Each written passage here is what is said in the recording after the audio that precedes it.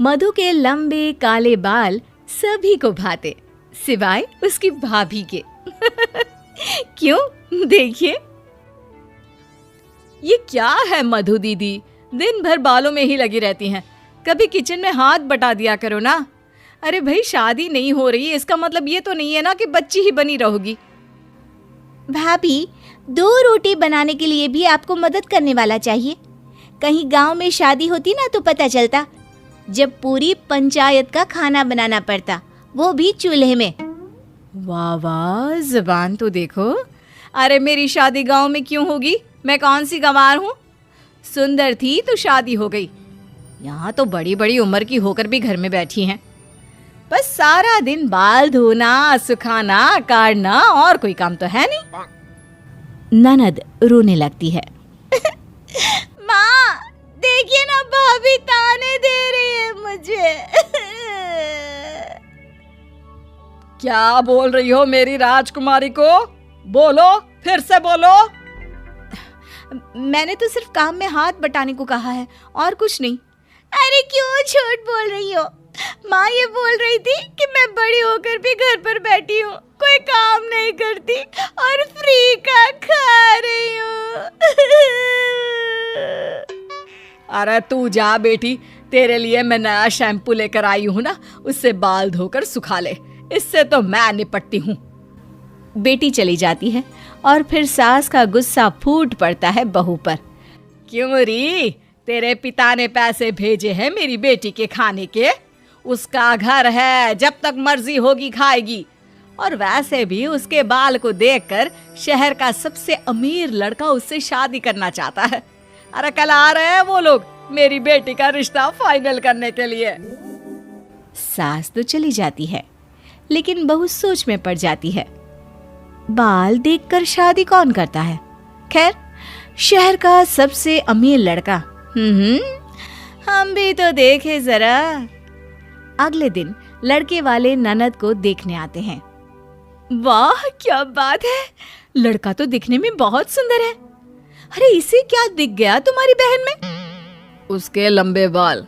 वो सिर्फ बालों को देखकर मधु से शादी करना चाहता है। पता है, शहर के अमीर लोगों में से एक है ये।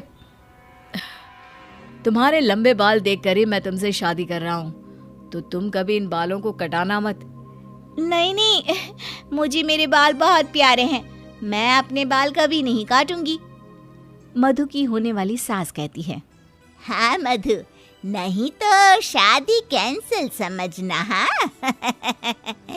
ये लो, हीरो का हार और बाहर एक कार, ये तो तुम्हारी मुंह दिखाई है। बाकी शादी के दिन मिलते हैं, तैयारियां शुरू कर दीजिए। सभी वहां से चले जाते हैं कि रचना की सास कहती है। देखा, कौन कहता था मेरी बेटी को कि बड़ी उम्र तक घर में बैठी है, फ्री का खा रही है। अरे देखो तो, कार खड़ी कर दी मेरी बेटी ने एक रात में। हाँ माँ, सच्ची मधु की किस्मत तो इसके लंबे बालों ने खोल दी। देखिए तो कैसे लहरा रहे हैं। मधु, तुम तो राज करोगी राज, फिर गरीब भाई को भूल ना जाना। मधु भाई के गले लग जाती है। अगले रोज मधु का होने वाला पति घर आता है। मधु, तुम्हारे बालों के लिए माँ ने ये रीठा और शिकाकाई भेजे हैं, और ये तेल की बोतल। अरे लेकिन मेरे बाल तो वैसे ही अच्छे हैं, मुझे क्या जरूरत है? अरे रख लो ना, क्या पता जरूरत पड़ जाए। बाल कट जाए तो लंबा करने के लिए तो जरूरत पड़ेगी ना। कैसी बात कर रही हैं भाभी? इसके बाल के कटने का मतलब सिर्फ एक ही है, वो है शादी का टूटना। ये लो मधु, 1 लाख रुपये। किसी अच्छे से पार्लर में जाकर हेयर ट्रीटमेंट, स्पा और कलर करवा लेना। लड़का वहां से चला जाता है और मधु की भाभी आंख खोलकर पैसों को देखती है। क्या बात है, 1 लाख रुपए सिर्फ बाल ठीक करने के? अरे इन लोगों के पास पैसे हैं या पैसों की खान। नजर मत लगाओ भाभी, वैसे भी तुम्हारी जुबान है ही इतनी मनहूस की क्या कहना। देखा कितनी अमीर होने वाली हूँ मैं। अरे पैसे की तो बारिश होगी, बारिश, और मैं उस बारिश में भीग जाऊंगी।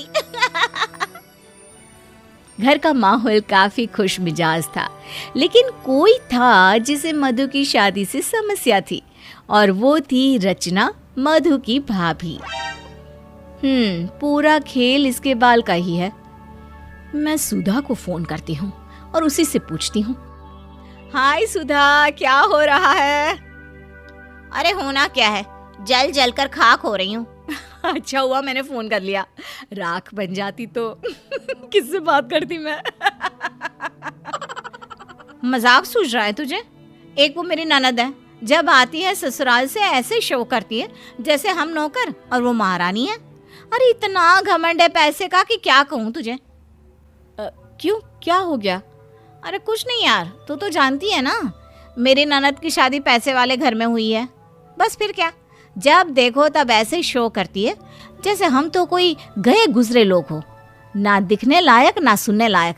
बस डॉक्टर की डिग्री में अमीर घर से शादी हो गई। तेरी ननद ने तो फिर भी पढ़ाई की थी ना। अरे मेरी वाली तो सिर्फ एक लंबे बाल के बदौलत मल्होत्रा खानदान की बहू बनने जा रही है। कौन मल्होत्रा? वो शहर की ज्वेलर जिनका बड़ा नाम है। अरे हाँ वही। लड़की को मधु के बाल अच्छे लग गए, फिर क्या, शादी तय। अरे रोक ले रचना, ये शादी किसी भी हाल में है। वो क्या है ना, जो हाल मेरा है वही तेरा हो जाएगा। उल्टी तेरे वाली तो और भी अमीर घर में जा रही है। अरे तेरा तो और भी बुरा हाल होगा। जानती हूँ मैं, लेकिन शादी कैसे रोकूं? अरे रात को ना बाल काट दी तेरी ननद के, फिर तो शादी नहीं होगी ना, और होगी फिर बाद में कहीं गांव देहात में। रचना को सुधा की बात जच जाती है और अगले रोज मधु की होने वाली सास आ जाती है। ये लीजिए मधु की माँ, ये सोने की चेन, सोने का झूमर और सोने का ही क्लिप। अरे मेरी बेटी इतने सारे गहने पहनेगी, इसके तो भाग्य खुल गए। नहीं नहीं, ये सिर्फ बाल में सजाने के लिए है। बालों की सजावट में 2 करोड़ रुपए। बाकी के गहने तो बाद में देंगे। मेरी बहू के लंबे बाल सबके सामने, मेहमानों के सामने सुंदर लगने चाहिए ना। सास बाल सजाने के लिए गहने देकर चली जाती है, लेकिन सुलगा जाती है आग बहू के सीने में। मेरे पास एक पायल भी नहीं है, और महारानी की बालों को सजाने के लिए 2 करोड़ के गहने। आज रात पता चलेगा। बहू चुपके से शादी की 1 रात पहले ननद के बाल काट देती है।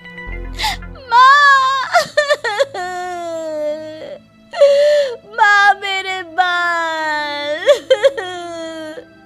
अब शादी कैसे होगी माँ?